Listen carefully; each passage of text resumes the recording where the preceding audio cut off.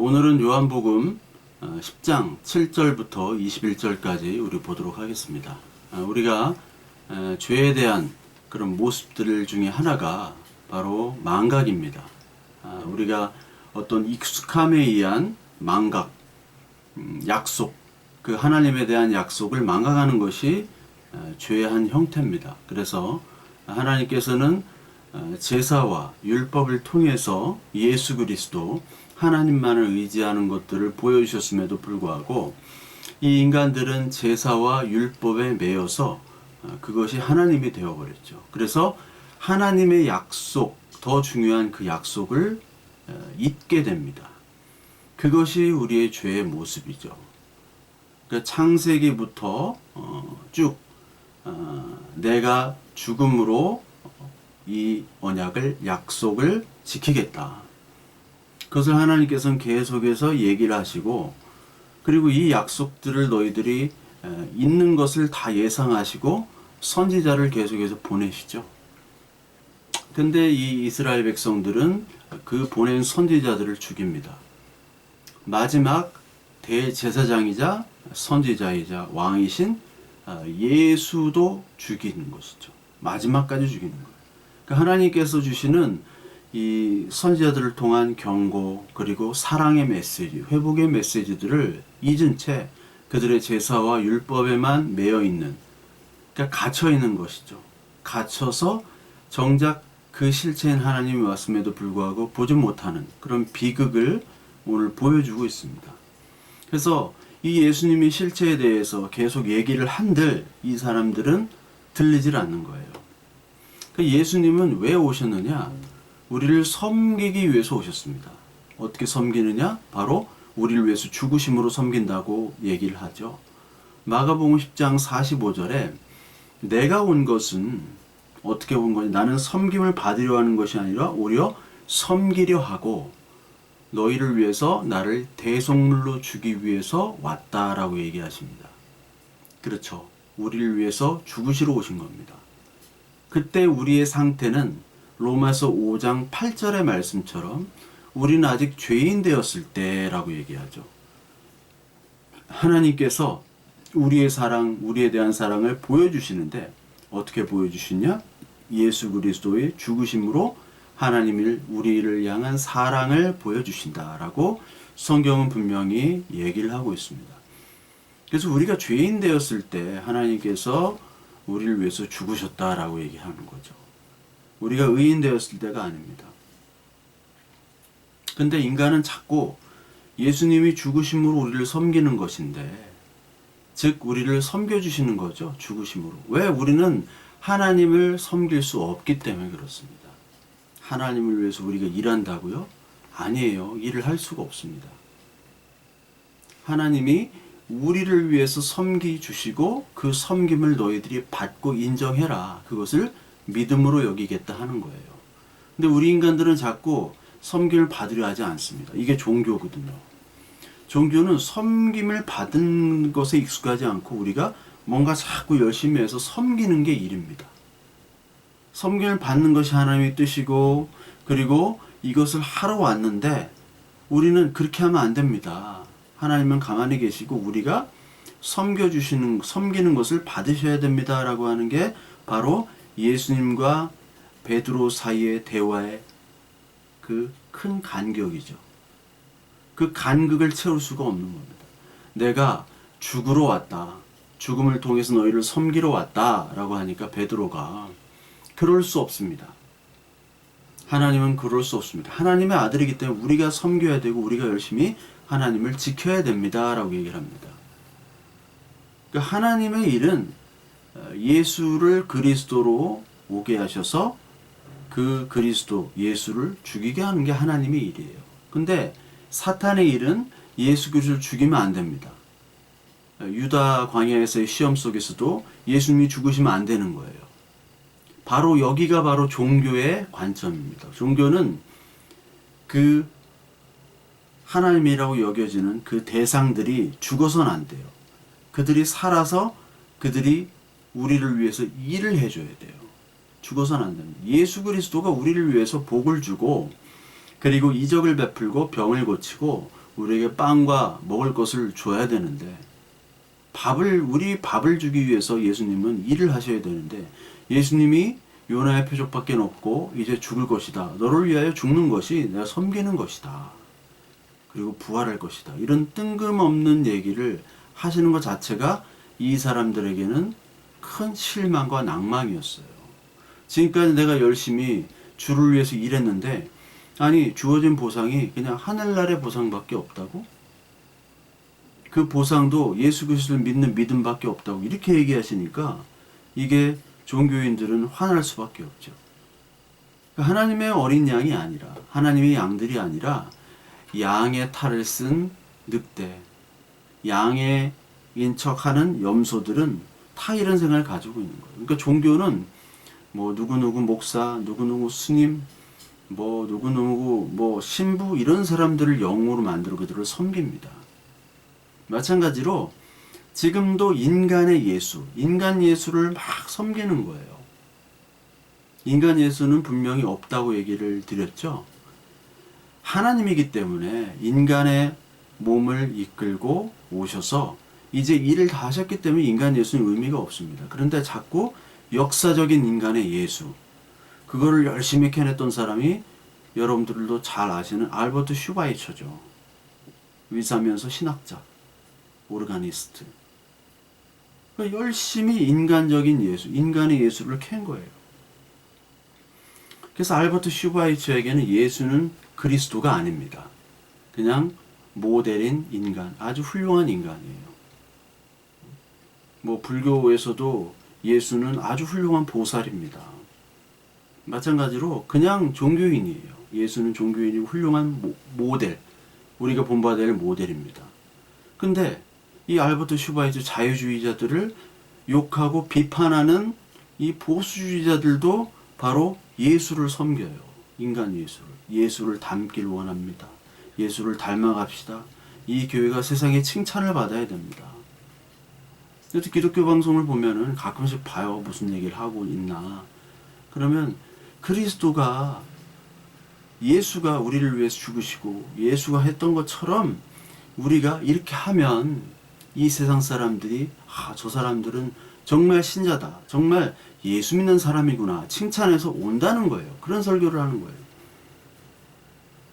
밖에 있는 사람들은요. 진리의 복음에 대해서 몰라요. 그 사람들이 저 사람들이 진짜 예수 믿는 사람이구나 라고 평가하는 것 자체가 틀린 거예요. 그 바보들이 지금 평가하는 거를 그 평가 기준에 우리가 하나님의 자녀라고 하는 사람들이 거기에 맞추는 거예요. 왜? 하나님의 자녀가 사실 아니기 때문에. 바보들의 평가를 갖다가 그 사람들은 지금 예수를 믿는 것이 무엇인지를 모르는 사람들인데 그 사람들을 초점으로 그 사람들에게 칭찬받는 자가 되면 우리가 전도가 된다. 하나님의 영광이다. 이런 식으로 이거 엉터리 아닙니까? 그 사람들은 예수 그리스도를 믿는 것이 뭔지를 몰라요. 믿음 모르는 사람들입니다. 근데 그 사람들의 어떻게 기준에 우리가 맞추라는 설교를 할 수 있어요.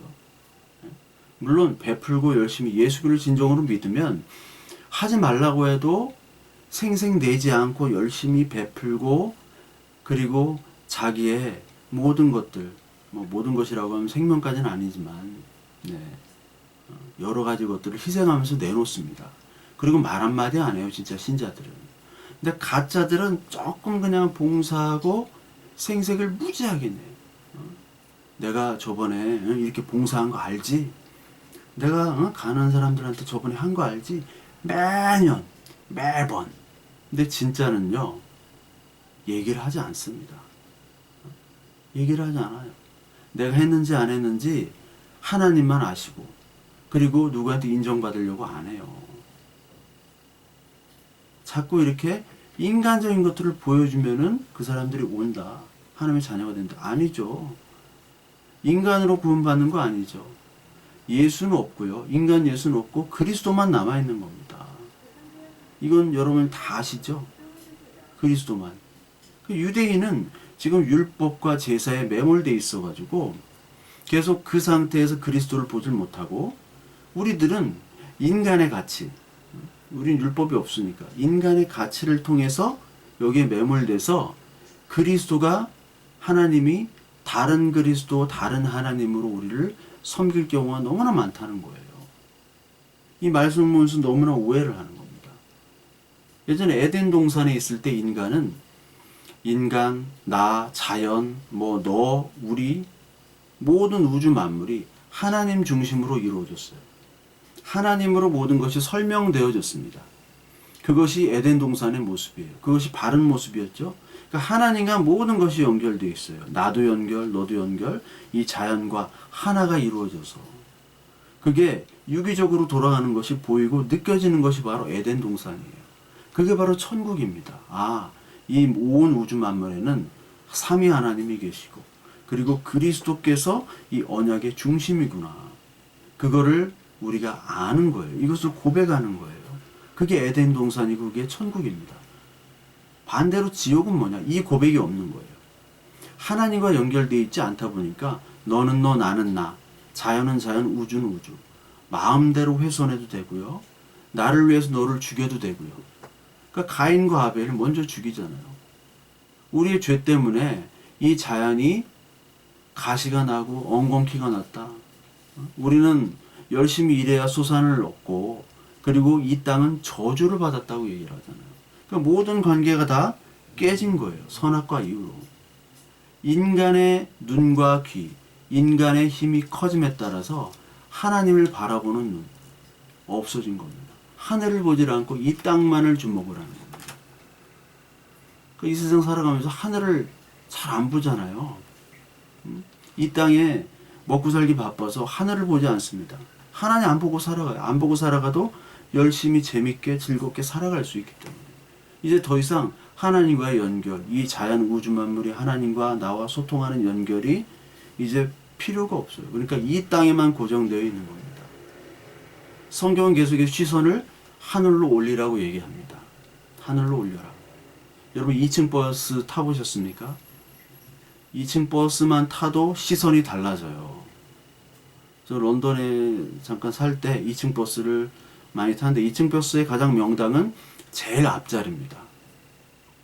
1층에 탈 때랑 2층에 탈 때랑 천지 차이에요. 그것도 맨 앞자리에 탈 때. 맨 앞자리에 타서 쫙 보면요. 정말 정말 좋아요. 그거보다 좋은 구경이 별로 없습니다.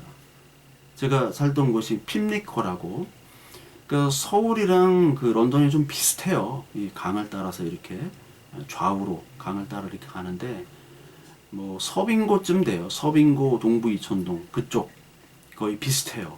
그리고 여러분 토트넘, 손흥민이 뛰는 토트넘은 이 서울에서 거의 의정부까지 가야 돼요. 굉장히 멉니다. 토트넘은 거기 가고 싶어도 못 가요. 너무 오래 걸려가지고. 근데 거기 24번 버스라고, 핍리코 제가 사는 데가 종점이었어요. 핍리코가 중심부인데도 불구하고 종점인데 그 24번 버스가 그 관광 노선들을 다 가요. 유명 관광지를 다 한 번에 갑니다. 그래서 여러분들 나중에 가시거든 24번 버스를 타세요. 옛날에 20년 전에는 2파운드, 그 전으로 한 4,000원이었거든요. 그때 환율이 1파운드당 2,000원이었는데 지금 많이 싸졌죠. 2파운드만 내면 그 프리 티켓이 있어요. 하루 프리 티켓. 버스만 타고 다닐 수 있는. 지하철은 비쌉니다. 여러분들 타고 다니시면 좋을 거예요. 그런데 가장 좋은 게 맨 앞에 거기를 하시면 여러분 딴 거 구경 안 해도 돼요. 네, 정말 좋습니다. 2층 버스만 타도 이 풍경이 달라지고 이 관점이 달라져요. 근데 하나님의 관점이 얼마나 달라지겠습니까? 우리나라는 이 관점이 늘 중국 관점이었죠. 우리나라는 자체적인 학문이 사실 없었어요. 중화, 우리나라는 소중화. 작은 중국을 표방했죠. 일본이나 베트남은 일단 좀 떨어져 나갔습니다. 한국, 일본, 베트남이 다 한자 문화권입니다. 베트남이 원래 옛날에 한자를 썼어요. 그리고 화교도 많고. 근데 이제 베트남이 프랑스가 오면서 이제 알파벳 문자를 주고, 그러므로 말미암아 문맹률이 많이 사라졌죠. 그 베트남도 이제 프랑스의 영향을 받고, 일본은 이제 17세기 이후부터는 이제 점점 중국과 멀어지게 됐고, 우리나라만 19세기까지 거의 20세기까지 중국을 붙잡고 있었어요. 그러니까 우리나라 학문이라는 것 자체가 어떤 뭐 실학이나 아니면 그 전에 세종대왕 때 여러 가지 학문들을 하려고 했지만 사대부들이나 기성 귀족들의 반발로 인해서 그런 학문이 자체적인 학문이 별로 없어요. 그래서 중국에 있던 학문적인 관점, 중국이 보는 세계관을 갖다가 그대로 우리가 어떻게 보면은 중국 책들을 그대로 베끼고, 그리고 그것들을 얼마나 더 원문에 가깝게 또는 약간 독창적으로 해석하느냐에 따라서 그 사람이 훌륭한 학자다 아니다라고 판단한 겁니다. 그러니까 우리 자체적인 학문이 없어요. 자체 학문이 없습니다. 기회도 없었고 계속 실패했습니다. 신학도 마찬가지죠. 다 그랬어요. 그러니까 그러다가 아편전쟁 이후로 뭐 영국 상선하고 군함 몇 척이 와가지고 그냥 청나라를 완전히 그냥 뭉개니까 이거 새로운 서양이란 나라가 있구나. 야, 중국이 최강인 줄 알았더니 서양이 정말 강하구나. 그때부터 이제 관점이 바뀌기 시작한 겁니다. 그러니까 이 온 세상의 관점은 전쟁이나 기근이나 자연재해나 뭐 이런 것들, 큰 일들이 벌어져야 그런 관점이 바뀌고, 인간 역사들은 그런 것들을 통해서 혁명이 이루어져요. 새로운 길을 그런 어려움 통해서 찾습니다. 관점이 하고 계속해서 바뀌어지는 거예요. 근데 우리나라는 계속해서 중국의 관점, 특히 신학에 있어서는 미국과 유럽의 관점을 넘어서질 못하고 있습니다. 관점을 뛰어넘어야 돼요. 하나님의 복음이라는 것은 우리의 눈과 귀를 완전히 다른 관점으로 바꿔버립니다. 그리스도로 말미암아 이 온 우주 만물이 통일되어 있고, 우리의 삶과 죽음, 그리고 나, 너, 우리 이 온 우주 자연들이 그리스도를 통해서 연합되어 있다는 것을 우리가 고백하게끔 눈과 귀가 띄어지게끔 만드는 거예요. 이 엄청난 진리와 복음이 여기에 다 담겨져 있습니다. 그런데 많은 사람들이 그냥 평생 동안 한 교회 그냥 목사님 설교, 그게 진리고 모든 신앙의 전부고 그냥 여기에 갇혀 있는 거예요. 이게 소경이 소경을 인도하는 겁니다. 예수 그리스도를 통해서 예수 그리스도의 눈이 떠져야지, 그냥 인간의 관점, 거기에 신앙이 다 갖춰져 있어요. 새로운 관점이 들어가질 못합니다. 그 예수 그리스도께서 이 예루살렘 입성 때 많은 백성들이 호산나 호산나 왕으로 대접을 했죠. 근데 예수님 원래 난 너희들을 위해서 죽으러 온 거야. 이걸 이 사람들이 알았다면 그렇게 호산나 호산나 왕이라고 환영했을까요? 아니죠. 복음이란 것은 전에 말씀드렸듯이 하나님이 우리를 위해서 섬기는 겁니다. 근데 율법이라는 것은 내가 열심히 섬기는 거예요. 하나님을. 어떤 게 쉬울 것 같습니까? 하나님의 복음을 받아들이는 게 사실 더 어려워요. 우리가 하는 일들은 오히려 쉽습니다. 하나님의 복음을 그대로 예수 그리스도를 받아들이는 거고, 어떻게 받아들이냐? 이게 문제거든요. 내가 열심히 일한 거는 표가 나고 흔적이 남아요. 근데 받아들이는 거는 흔적이 남지 않기 때문에 더 어려운 겁니다. 여러분, 자격증이 있는 시험과 자격증이 없는 시험, 어떤 게 어렵습니까? 자격증이 없는 시험이 더 어려운 거예요. 제가 예전에 하고 싶었던 게 하나가 뭐냐면 팝 칼럼니스트 이런 거, DJ 자격 시험이 없어요. 팝 칼럼니스트. 저도 팝송을 많이 들었고 어렸을 때부터 막 초등학교 1, 2학년 때부터 팝 칼럼니스트. 라디오 나오는 팝 음악은 옛날에 다 알았어요. 지금은 뭐 잘 몰라요. 안 들은 지 하도 오래돼가지고. 근데 팝 칼럼니스트가 되기 위해서는 자격증이 없어요. 자격증이 딸 수 있으면 따면 나는 딸 자신이 있어요. 예. 딸 자신이 있어. 뭐 음악 아무거나 틀어주고 이 노래 제목과 가수 이름은, 그리고 뭐 이 노래에 담긴 뭐 사연, 가사, 이런 것들은 잘 맞출 수가 있는데 자격증이 없다 보니까 할 수가 없는 거죠.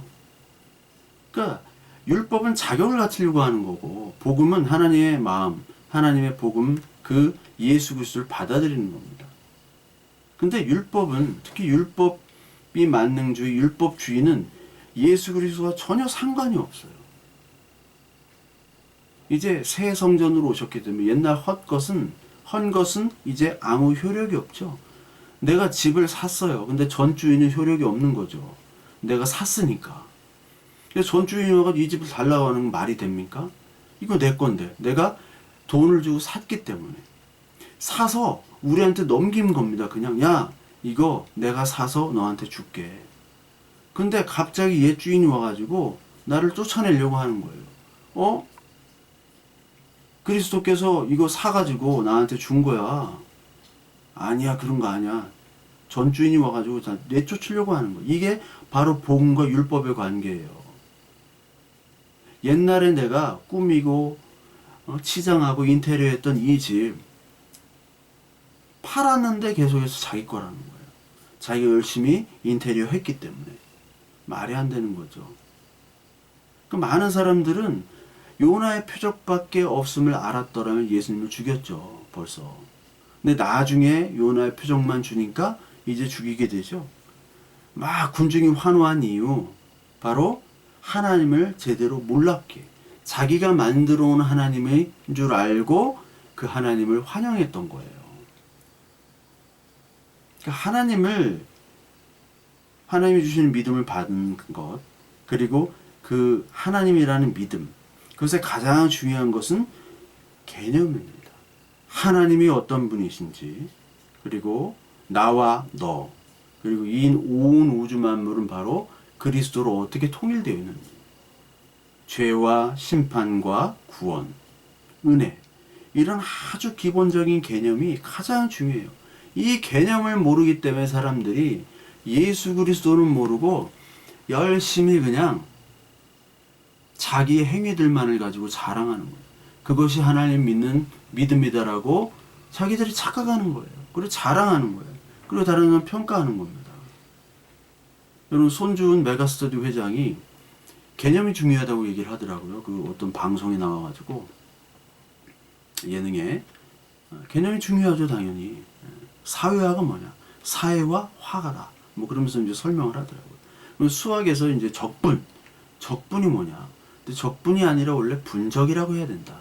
그러면서 직사각형의 넓이를 구하는 것, 그 공식, 밑변의 길이 곱하기 높이, 뭐 너무 쉬운 거죠. 근데 왜 이 공식이 넓이가 되느냐를 여러분 알아야 된다. 근데 아무도 모르고 우리는 그냥 밑변의 길이 곱하기 높이 해가지고 우리 면적을 구했잖아요. 암산은 무지하게 빨라요. 세계에서 가장 머리가 좋기 때문에. 근데 왜 하는지 공식의 도출 원리는 몰라요. 안 가르쳐요. 이게 그 직사각형 안에 있는 수많은 선들의 합이 바로 넓이다. 이게 바로 분적이다. 나눌 분, 쌓을 적. 그 선이 계속해서 쌓여지면은 그 면이 되는 거죠. 이 개념이 중요하다. 그래서 마찬가지로 적분이라는 것은 원래 분적을 해야지 쉽다. 개념이 그렇잖아요. 원래 이 적분이란 용어 수학 정석도 다 일본 책이고 뭐 분적, 적분도 일본 말이고 우리가 쓰는 정치, 경제, 사회, 법률, 과학, 철학 모든 용어가 다 일본으로부터 온 용어입니다. 일본 용어예요. 적분도 그렇고 미분도 그렇고 다. 그러니까 인테그럴 이거 해가지고 하는 게 왜 이걸 해야 되냐. 우리는 공식은 알지만 저는 모릅니다. 수학을 이미 예전부터 포기했기 때문에 잘 모르지만 공식 죽으라고 외우는데 왜 이게 적분, 미분이 왜 필요합니까? 이게 뉴턴과 라이프니츠 제가 예전에도 뭐 몇 번 설명했어요. 설교 시간에도. 속도, 가속도, 그리고 휘어진 공간에 대한 면적 구하는 거. 이게 그러니까 전통 과학, 뉴턴 과학, 그러니까 아인슈타인 이전의 과학에서는 정말 필요한 겁니다. 지금도 필요하고요. 이거 없으면은 이 우주 과학을 못 하는 거예요. 가장 필요한 거. 이 개념으로부터 철학으로부터 수학이 시작이 되고 라이프니츠나 뉴턴이나 뭐 갈릴레오나 모든 수학자들은 다 철학자였어요. 파스칼도 그렇고. 철학 뭐 피타고라스도 마찬가지죠. 그러니까 모든 개념에서 우리는 출발해야 되는 건데 우리는 공식을 가지고 누가 먼저 빨리 정답을 맞추나 거기에 우린 집중되어 있죠. 우리 예수 그리스도 믿는 개념, 하나님의 어떤 분이신가, 누구신가, 이 개념. 그리고 그리스도는 누구신가, 나와 무슨 관계가 있는가, 나는 어떤 존재인가, 죄와 심판 은혜, 죽음은 무엇인가, 이것에 대한 개념이 없으면요, 여러분 오답으로 가버립니다. 답이 산으로 가버려요. 열심히 무슨 어떤 이상한 공식에 맞춰가지고 얘기하는데 답이 예수 그리스도여야 되는데 다른 답이 막 나오는 거예요. 풀이과정은 열심히 풀고 열심히 막 엄청나게 많은 문제를 풀어대요. 근데 문제는 다 오답이에요. 열심히 사람들이 모이고 사람들이 예배하고 찬양하고 막 열심으로 막 불어놨잖아요. 교회에 엄청나게 사람이 오고 돈이 오고. 근데 개념이 없으니까 비바람, 풍수에도 모래로 쌓은 집이기 때문에, 거기에 예수 그리스도 반석이 없기 때문에 그냥 비바람, 풍수 나면은 다 무너지는 거예요. 다 오답인 게 들통이 나는 거죠. 예수 그리스도만이 정답인데. 그러니까 율법주의라는 것이 바로 답은 틀려도 우리가 열심히 풀었고 열심히 이렇게 많은 문제를 풀었기 때문에 빵점이라도 100점으로 인정해 달라. 이게 율법주의입니다. 이해되시죠? 그 율법주의라고 하면 지들이 정답을 만들어. 야, 이렇게 정답은 틀린지 맞는지도 모르지만 열심히 했잖아. 풀었잖아. 우리 공식도 다 알아. 풀었어. 뭐가 뭔지는 잘 모르겠지만 열심히 하라는 대로 다 했어. 그러니까 우리는 옳은 거야. 정답이야. 이게 율법주의예요. 우리의 상태는 늘 죄의 상태죠. 죄의 상태. 에베소 2장 11절부터 13절까지 우리 보면, 그러므로 생각하라. 너희는 그때 육체로는 이방인이요 손으로는 육체에 행한 할례를 받은 무리라. 칭하는 자들로부터 할례를 받지 않은 무리라 칭함을 받는 자들이라. 그때 너희는 그리스도 밖에 있었고 이스라엘 나라 밖의 사람이라. 약속의 언약들에 대하여 외인이요 세상에서 소망이 없고 하나님도 없는 자이더니 이제는 전에 멀리 있던 너희가 그리스도 예수 안에서 그리스도의 피로 가까워졌느니라. 우리는 언약이 없는 사람들이었죠. 이방인이었죠. 소망도 없고 하나님이 없는 자. 그렇죠. 근데 그리스도 예수 안에서 그리스도의 피로 가까워졌다는 거예요. 우리의 모습이 그렇다면, 우리의 모습은 계속 율법이에요. 율법주의. 내가 그렇게 한 거 자랑하는 것이 바로 저와 여러분들의 모습이었는데, 아무 하나님과 상관없고 소망 없는 자인데 그리스도 예수의 피로 가까워졌다고 얘기합니다.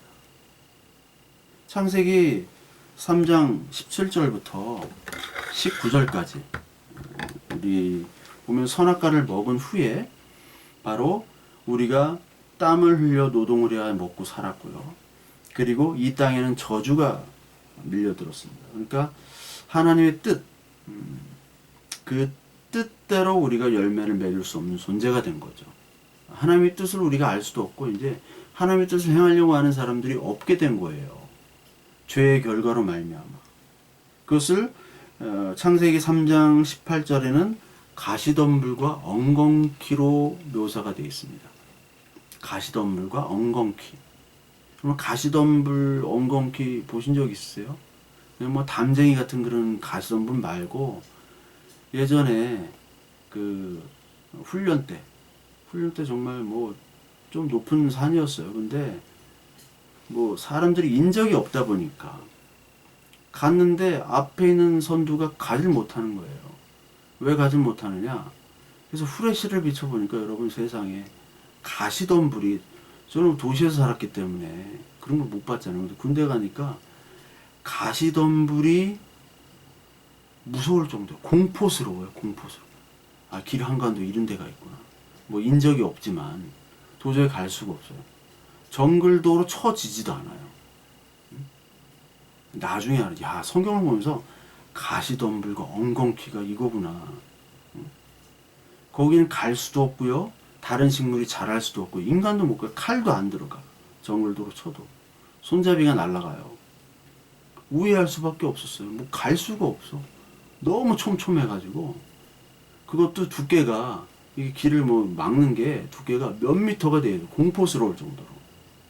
아, 이 가시덤불과 엉겅퀴는 우리 인간의 강팍한 심정, 죄로 말미암아 그 결과로 말미암아 인간에 나와 있는 그 강팍함, 하나님이 들어갈 수가 없는, 예수 그리스도가 들어갈 수가 없는 그런 강팍함, 하나님의 저주와 심판 상태를 얘기합니다.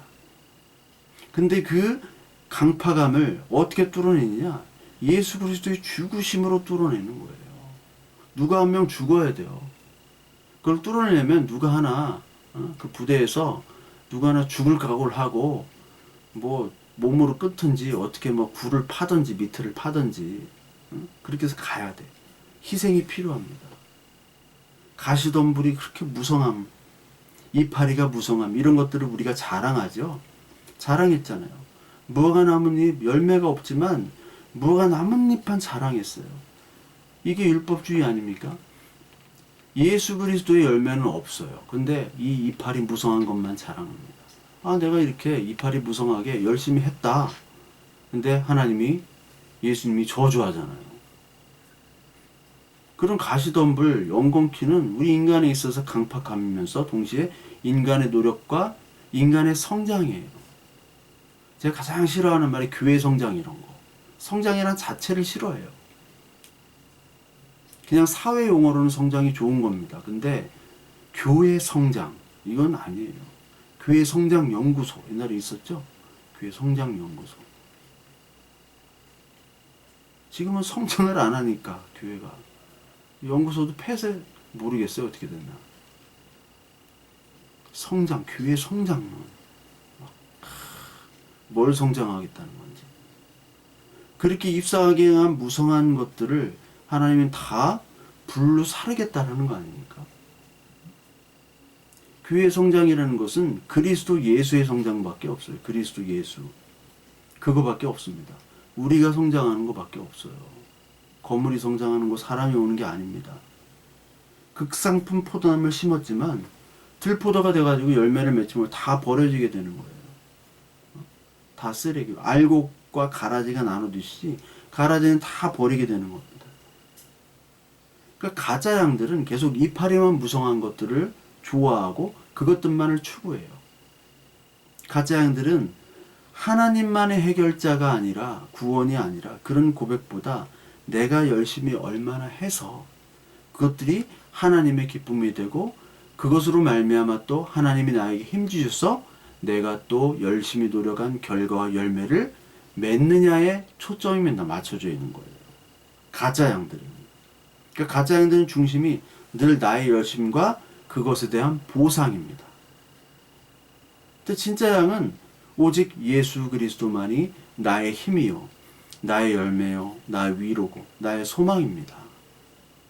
내일 죽어도 됩니다. 왜?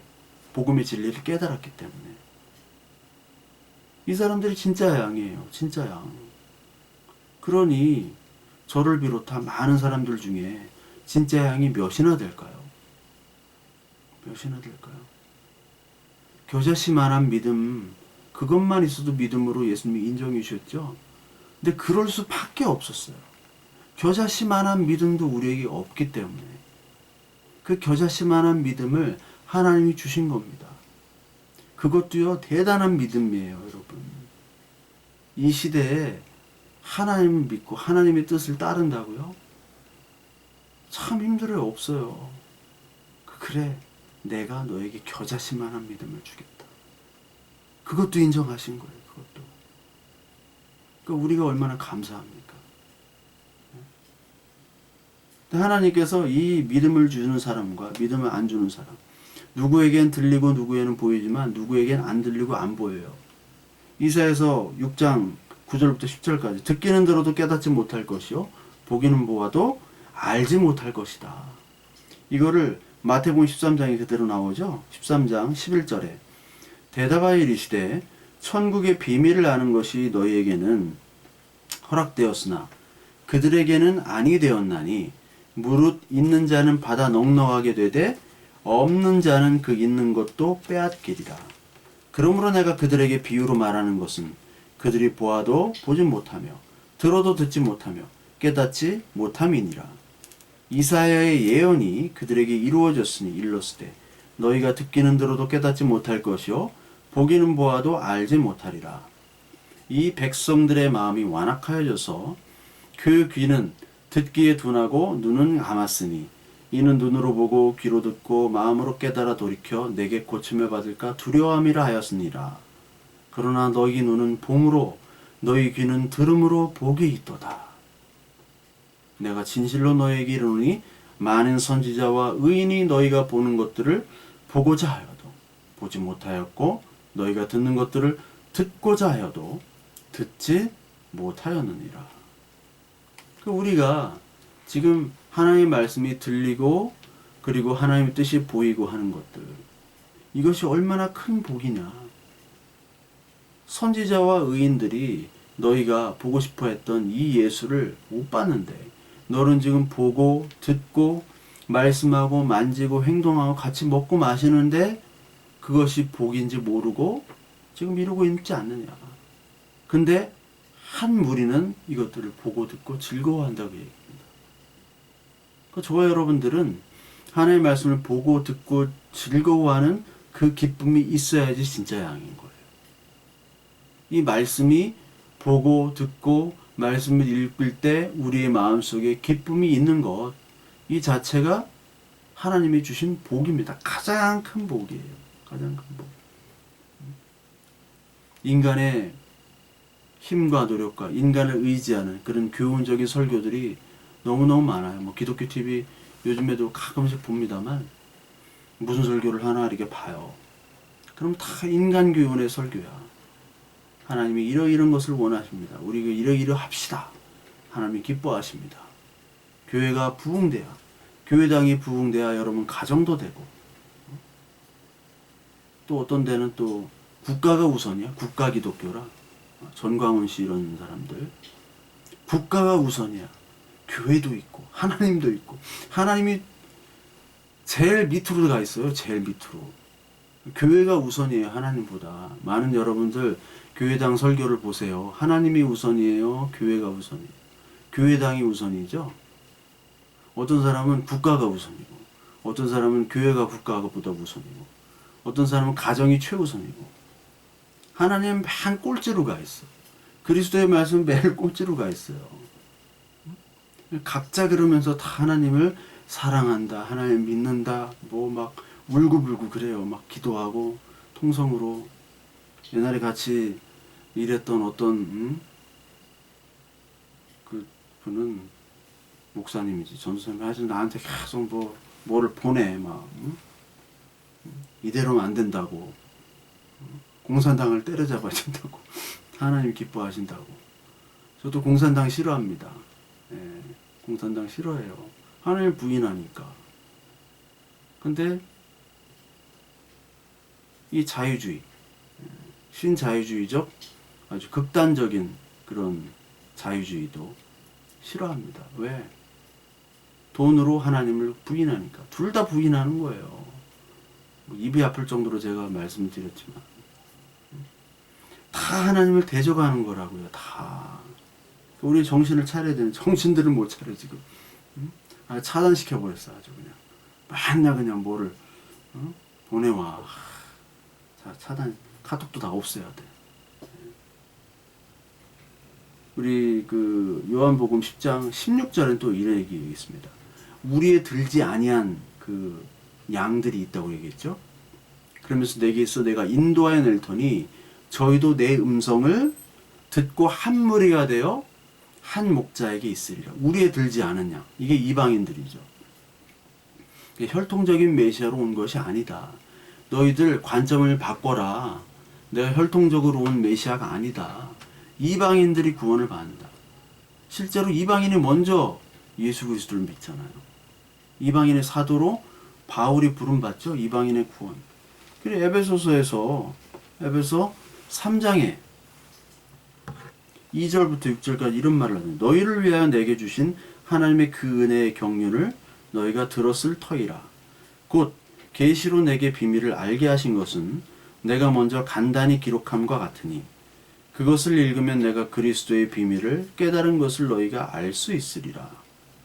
이제 그의 거룩한 사도들과 선지자들에게 성령으로 나타내신 것 같이 다른 세대에서는 사람의 아들들에게 알리지 아니하셨으니 이는 이방인들이 복음으로 말미암아 그리스도 예수 안에서 함께 상속자가 되고 함께 지체가 되고 함께 약속에 참여하는 자가 되리라.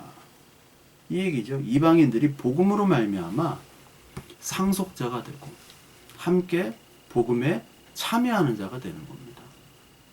이게 바로 그 바울이 얘기한 거예요. 바울이 함께 상속자가 되는 거예요. 우리에 들지 아니하는 다른 양들도 있대요. 그 다른 양들이 와가지고 혈통주의가 아니라 이방인들도, 그러니까 이면적 유대인, 그 할례를 받는 육체적인 유대인이 아니라는 겁니다.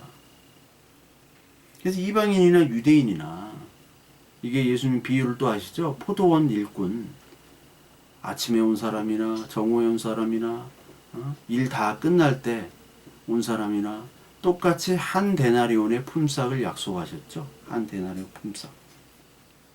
그러니까 부르심의 시기가 다 다른 거예요. 어떤 사람은 좀 일찍 하나님을 깨닫게 되고, 어떤 사람은 다 이제 죽을 때쯤 하나님을 알게 되고, 다 다른데 결국 품삯은 한 데나리온이다. 이 품삯이라는 의미, 이 한 데나리온의 의미는 여러분들이 뭐 어떤 상급이 아니에요. 상급이라고 어떤 분이 해석하는 분이 있는데, 상급, 우리 그리스도의 측면에서 상급이죠. 상급이기도 합니다. 근데 어떤 상급이냐면 바로 예수 그리스도라는 상급이에요. 한 데나리온이. 모두에게 똑같이 예수 그리스도를 주어지는 거지, 율법주의는 차별을 두라는 거고, 하나의 복음은 차별이 아닌 모두 다 하나의 예수 그리스도로 너희들이 구원을 받는다는 거죠. 그러니까 이 한 데나리온은 바로 예수 그리스도, 핏값을 얘기하는 겁니다. 내가 대신 죽어서 내가 품삯을 너에게 줄게. 그게 바로 예수야. 그게 그리스도 예수야. 그겁니다. 그러니까 여러분들과 저는 하루 품삯인 한 데나리온인 예수 그리스도를 받아서 하루를 생활해야 돼요. 그 하루는 인생이죠. 우리 인생 속에서 예수 그리스도를 가지고 생활하라는 얘기입니다. 한 데나리온을 가지고. 그 한 데나리온을 가지고 여러분 이 인생을 살아가기는 정말 힘들어요. 그렇죠. 믿음만으로 여러분 살아갈 수 있습니까?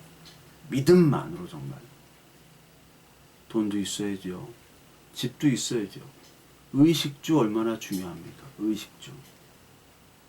예수님은 무엇을 먹을까? 무엇을 입을까? 걱정하지 말래요. 뭐 어떻게 하자는 거야. 예. 의식주. 의식주가 정말 중요한데, 근데 우리에게 가장 중요한 거, 많은 사람들은 그냥 의식주가 다예요. 그게 하나님이고 그게 예수 그리스도고.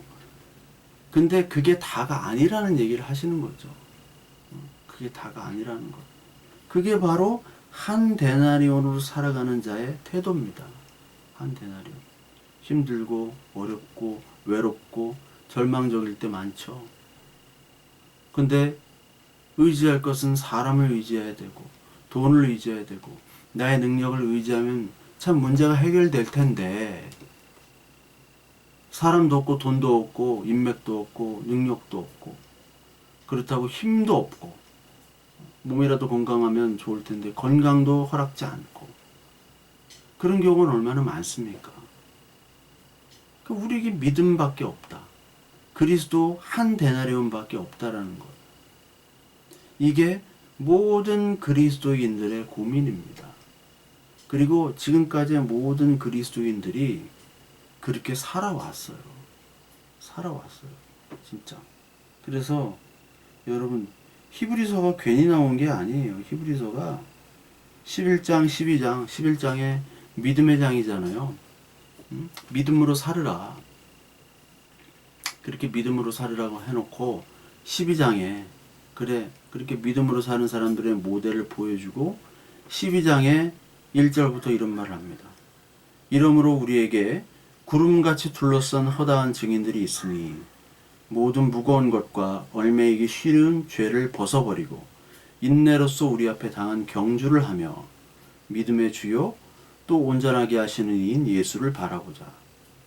그는 그 앞에 있는 기쁨을 위하여 십자가를 참으사 부끄러움을 개의치 아니하시더니 하나님 보좌 우편에 앉으셨느니라.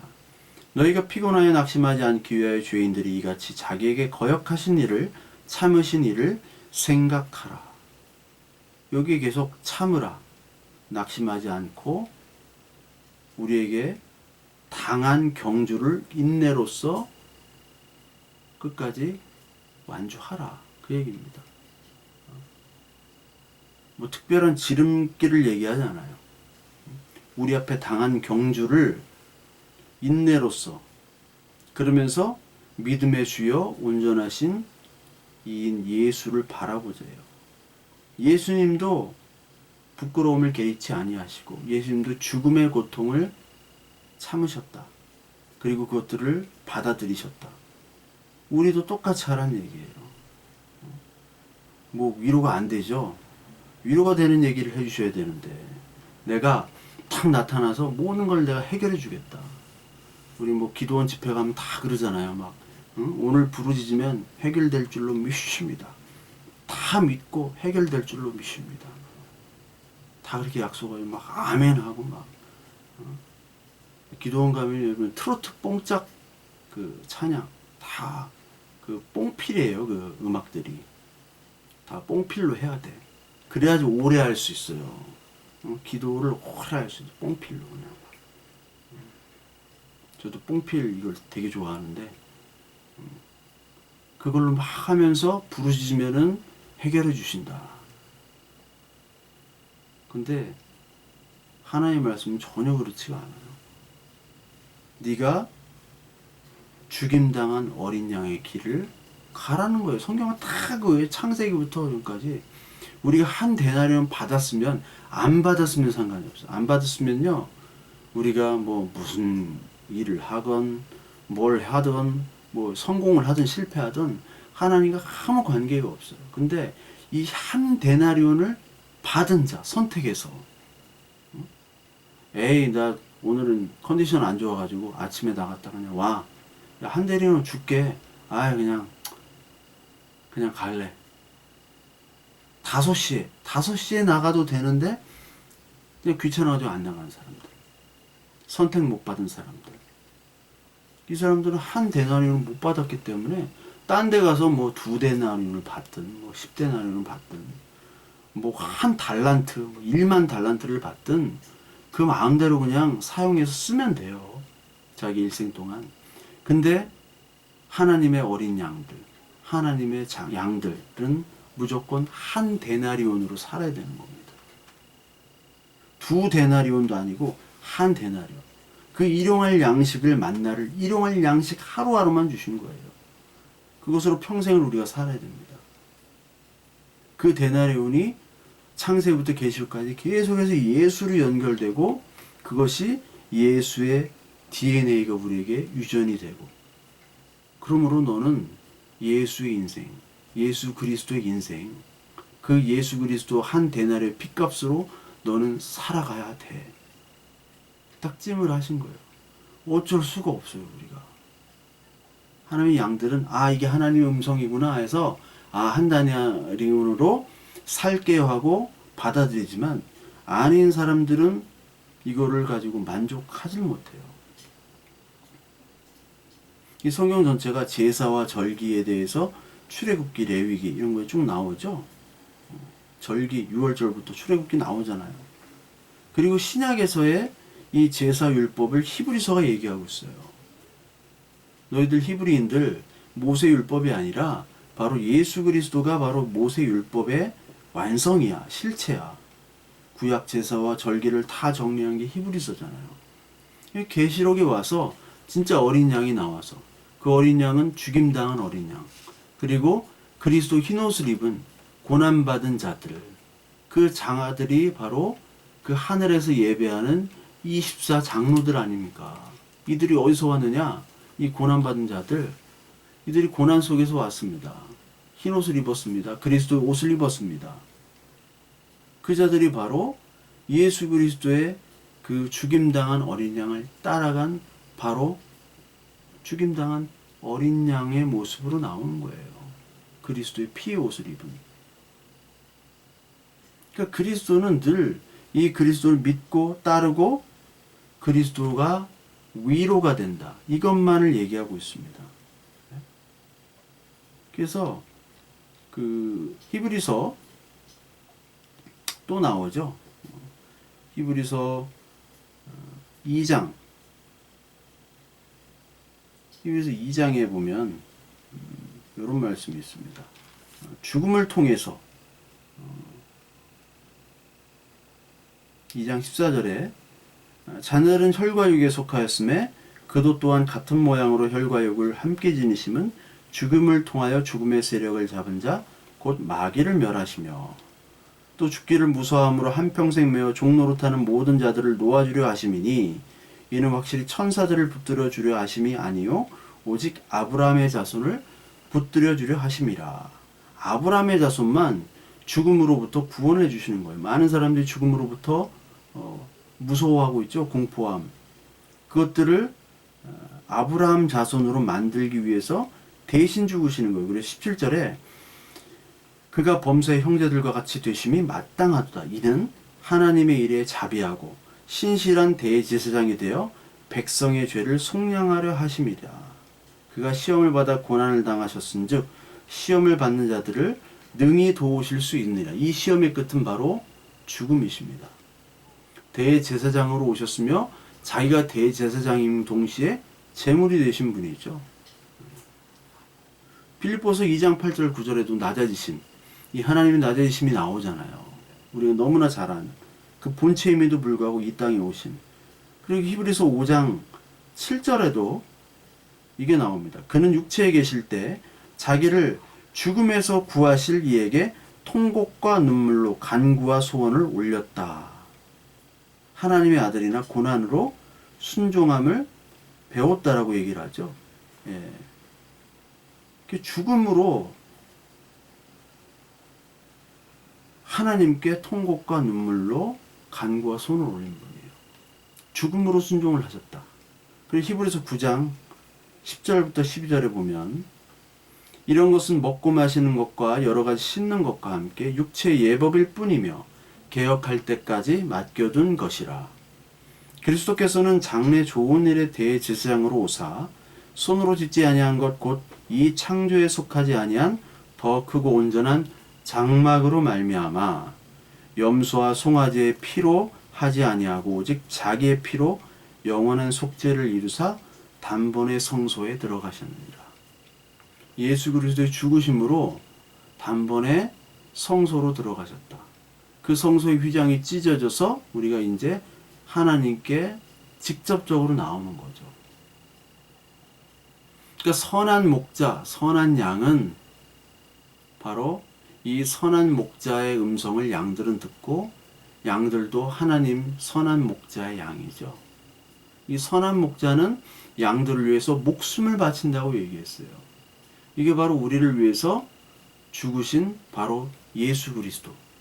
예수 그리스도 죽으실 수밖에 없어요. 이게 히브리서 9장 16절에 나오죠. 이 약속을 유언으로 표현합니다. 그는 새 언약의 중보자시니 이는 첫 언약 때에 범한 죄에서 속량하려고 죽으사 부르심을 입은 자로 하여금 영원한 기업의 약속을 얻게 하려 하십니다. 창세기 3장 15절부터 아브라함에 나오는 창세기 15장에도 그렇고 그 이삭의 모습도 그렇고 이삭 대신 제사를 드린 창세기 22장의 모습도 그렇고 다 창세기부터 이미 죽임당한 어린 양의 모습이 나오죠. 계속 내가 죽어야 된다. 내가 죽겠다. 너를 위해서. 너는 죽을 수 없으니까. 그래서 계속 약속을 하는 거예요. 유언. 그래서 9장 16절에 보면 유언은 유언한 자가 죽어야 되나니 이런 말이 있어요. 유언한 자가 죽어야 된다. 유언은 그 사람이 죽은 후에야 유효한즉 유언한 자가 살아있는 동안에는 효력이 없느니라. 이러므로 첫 언약도 피 없이 세운 것이 아니니 이 말이 나오죠. 유언한 자가 죽어야 돼요. 여러분 예수님은 대제사장으로 오셨죠. 그리스도 구약에서 도피성으로 갔을 때 그 죄가 사해지는 거. 살인을 해가지고 실수로 도피성으로 피하면 죽임당하지 않잖아요. 근데 도피성 밖으로 나가면 죽습니다. 근데 도피성 안에 있을 때 밖으로 나갈 수 있는 조건이 그 당시에 대제사장이 죽었을 때는 도피성 밖으로 나가도 살해당하지 아니에요. 그의 죄가 사해지는 겁니다. 대제사장이 죽어야지 사해지는 거예요. 구약율법에. 마찬가지로 대제사장이 오신 예수님이 있을 때는 우리의 죄가 사해지지 않아요. 같이 있을 때는 대제사장이 죽어야지 그 유언들이 효력이 있는 거예요. 여러분 유언, 아버지가 유언, 재산 한 1,000억 있어요. 아버지가 안 죽으면 그 재산이 내게 됩니까? 아니잖아요. 돌아가셔야 되잖아요. 상속이 되고, 우리가 상속자, 하나님의 상속자가 되려면 그리스도가 죽어야 돼요. 그리스도가 자녀가 되려면 그리스도가 죽어야 된다는 겁니다. 이러므로 첫 언약도 피 없이 세운 것이 아니니 모세가 율법대로 모든 계명을 온 백성에게 말한 후에 송아지와 염소의 피 및 물과 붉은 양털과 우슬초를 취하여 그 두루마리와 온 백성에 뿌린다. 너에게 명하신 이것은 언약의 피다. 이렇게 얘기하죠. 그러면서 히브리서 9장 22절에 피 흘림이 없은즉 사함이 없느니라.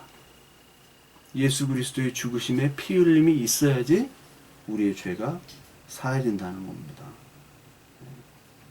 맨 마지막에 히브리서 9장 27절 한 번 죽은 것은 사람에게 정해진 것이요 그 후에는 심판이 있으리니 이와 같이 그리스도도 많은 사람의 죄를 담당하시려고 단번에 들이신 바 되었고 구원에 이르게 하기 위하여 죄와 상관없이 자기를 바라는 자들에게 두 번째 나타나시느니라.